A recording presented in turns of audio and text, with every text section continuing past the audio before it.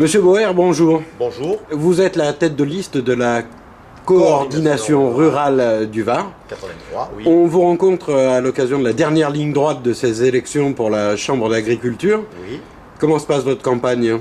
Bien, là, on a déposé nos listes le 27 décembre 2012. Donc, une liste qu'on a faite avec une petite équipe restreinte de la coordination rurale, où on a privilégié d'aller à la rencontre des agriculteurs, hommes et femmes, sur l'ensemble du département varois.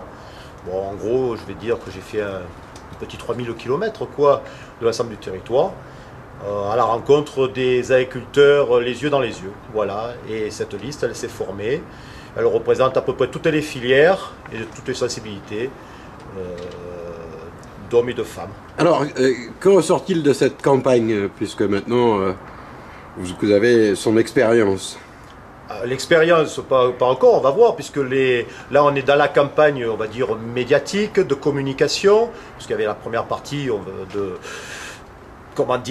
qui sert administrative, faire la liste, la déposer, les imprimer. Aujourd'hui, on est dans la campagne, précisément.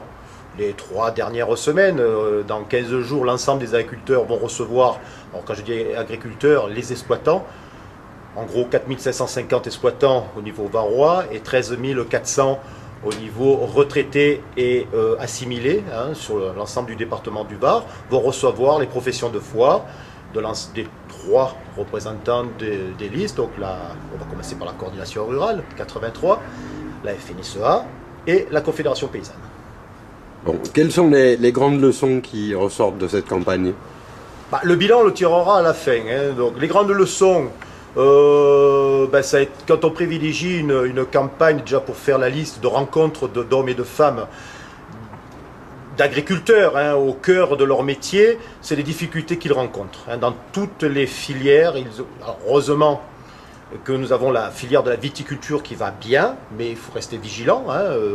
Toutes les contraintes qu'on peut avoir, tant administratives que fiscales et les environnementales, tout ça, il faut être très vigilant. Donc tant mieux que la viticulture dans le Var aille très bien, mais les autres filières traversent d'énormes difficultés, en l'occurrence la filière horticole.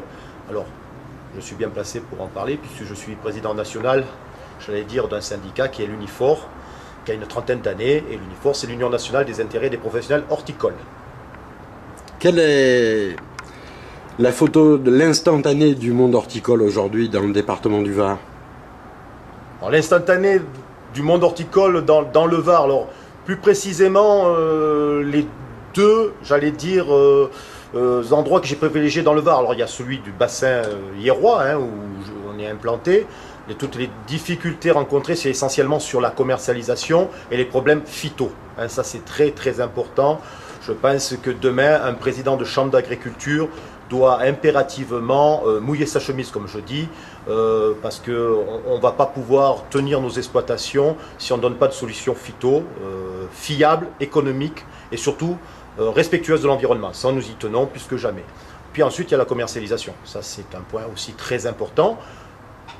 Je profite justement de TV83 pour remercier plus que jamais la coordination rurale 83. Nous sommes pour un marché aux fleurs, mais avec l'écoute des producteurs pour savoir aujourd'hui quelles sont les fleurs qui ont la tendance, quelles sont les productions qu'on doit mettre en marché et permettre l'écoulement à un prix rémunérateur pour les exploitants. Ça, c'est très très important, plus que jamais.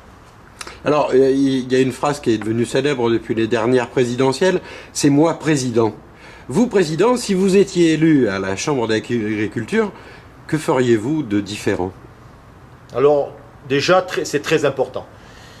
Il y a quelque chose qui m'a fortement surpris, alors je vais mettre des petits tacles, mais tout dans la correction, puisque tout simplement, président de la Chambre d'agriculture, c'est avec une équipe qui sera constituée de coordination rurale, des gens qui m'auront soutenu de la liste de la coordination rurale, hommes et femmes, et ensuite, on fera des commissions. Mais c'est ce qui, je vais me permettre là de citer une petite phrase qui m'a un peu surpris. Effectivement, quand la Fédé dit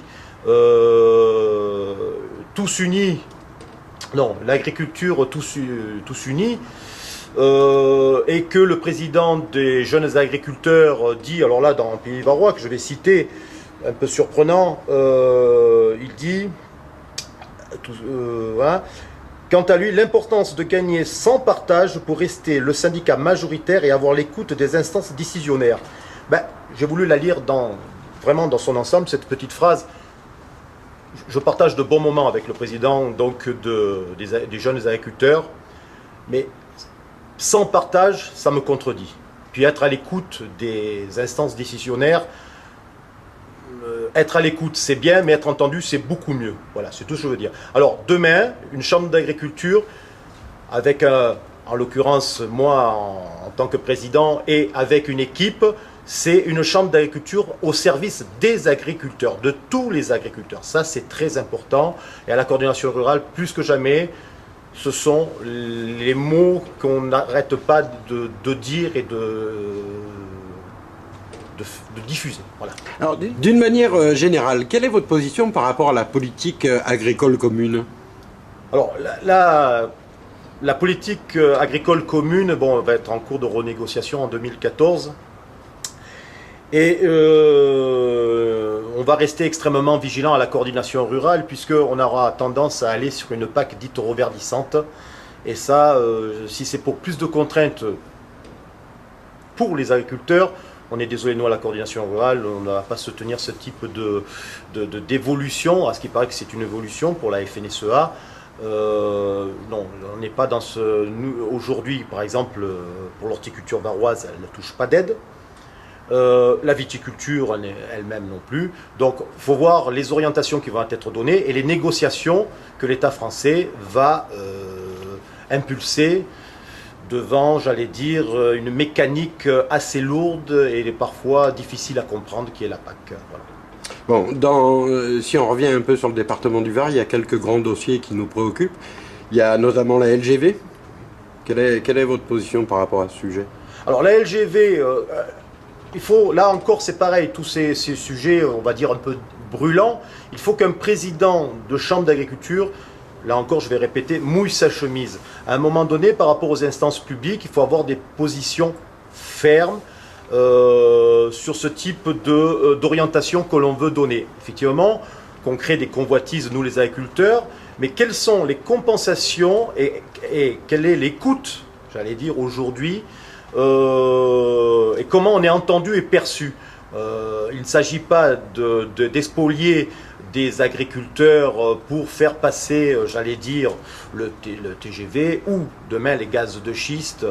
Qu'est-ce qu'on fait en compensation et comment est une chambre d'agriculture dans les négociations impliquée. Voilà, c'est ça le plus important, puisque la coordination rurale est à l'écoute des agriculteurs. Comment elle le pèse lors des négociations. C'est toute l'importance de ce type de dossier dit un peu brûlant, hein, parce qu'il faut avoir par moment prendre des décisions et aller, j'allais dire, par rapport aux politiques, pas aller toujours dans leur sens. Alors j'ai tendance à dire, les politiques doivent s'emparer des sujets donc, de l'agriculture pour les mener au niveau national. Mais un politique qui s'empare d'un dossier pour faire sa carrière ou faire, mettre sa commune en avant, c'est toujours désolant parce que c'est au détriment des agriculteurs. Donc c'est ça qu'à la coordination rurale, on est apolitique et indépendant de toute, décision. C'est l'ensemble des agriculteurs qui doivent peser sur les orientations futures du monde agricole. Eh bien, écoutez, on va vous souhaiter bonne chance et on vous dit à bientôt. Ben, merci beaucoup.